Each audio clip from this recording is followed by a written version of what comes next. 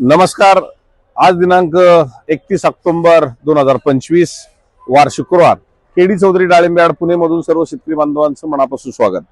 बाजाराच्या सद्यस्थिती संदर्भामध्ये शेतकरी बांधवांना सांगू इच्छितो की बऱ्यापैकी आज पुणे मार्केटला सर्वाधिक आवक आपल्याकडे असून सर्वाधिक ग्राहक असल्यामुळे बाजारपेठेमध्ये अगदी करंट झाला आणि तो करंट होत असताना आज देशभरामध्ये ग्राहक वर्गांचा आता मागणीचा पुरवठा हा मागणी आणि पुरवठ्याचा समतोल हा भागत नाही अशी परिस्थिती मला जाणवली।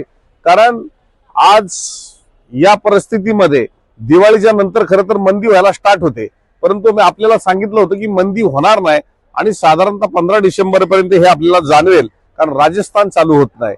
अशा परिस्थितीमध्ये आज महाराष्ट्रातल्या शेतकऱ्यांची माल कमी आणि कर्नाटकमधून मालाची आवक जास्त, ही परिस्थिती आज महाराष्ट्रात आपल्या मार्केटला जाणवली।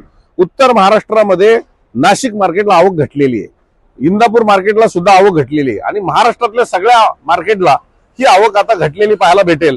आणि पुण्यामध्ये ही आवक कुठूनही 12 महिने आवक येत असते आणि इथला ग्राहक वर्ग हा रेट आपल्याला चांगला देत असतो।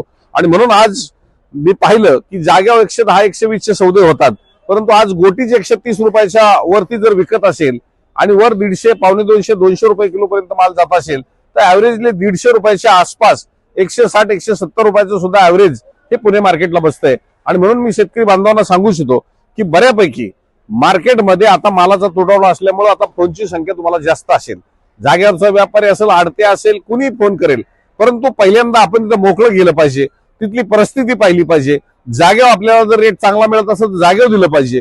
वेगवेगळ्या मार्केटचा अभ्यास करून आपल्याला जर आमच्याकडे कमी रेट मिळत असेल तर जागेवर आपल्याला जास्त मिळत तर गेलं पाहिजे, परंतु ते करत असताना पहिल्यांदा पुणे मार्केटला हे केडी चौधरी डाळिंब यार्डला आपण आलं पाहिजे। आणि आज परिस्थिती मी पाहतोय मार्केटमध्ये सर्वाधिक आवक येऊन सुद्धा मालाचा तुटवडा हा आपल्याकडे जास्त जाणवतोय, कारण मागणी पेक्षा पुरवठा हा घटलेला आहे। आणि म्हणून आता जागेवर देत असताना 10 वेळा विचार करा, जे स्वप्नात सुद्धा रेट पाहिले नाहीत आम्ही ते रेट आता माल विकतोय। आणि ही परिस्थिती या वर्षी आपल्याला जाणवेल, कदाचित पुढच्या वर्षी माल वाढले तर हे रेट आपल्याला पाहायला भेटतील का नाही ही मनात शंका आहे।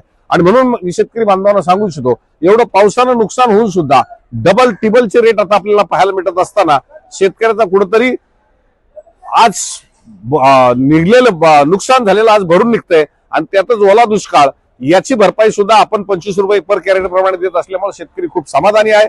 म्हणून आपण पुन्हा मार्केटला या आणि मार्केटची परिस्थिती जाणून घ्या, हेच कळकळीचं आवाहन मी माझ्या सर्व डाळिंब उत्पादक शेतकऱ्यांना करू इच्छितो। धन्यवाद।